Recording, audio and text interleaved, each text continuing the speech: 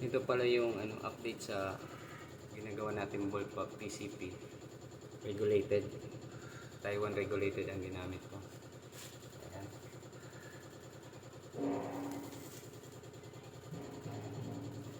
Bali ang kulang na lang nito silencer but saka yung shroud na tinatawag. Tapos yung trigger mechanism nito pinalitan ko para mas malambot.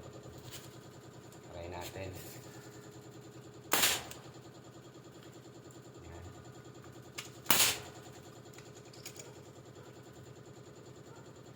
Natin.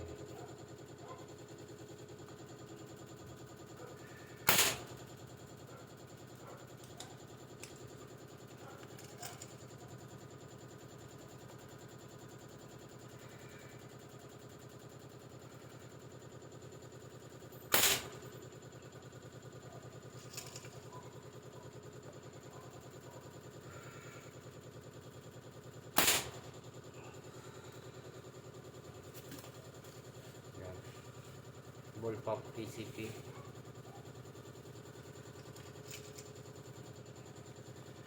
Mayroon na daw nitong kukuha.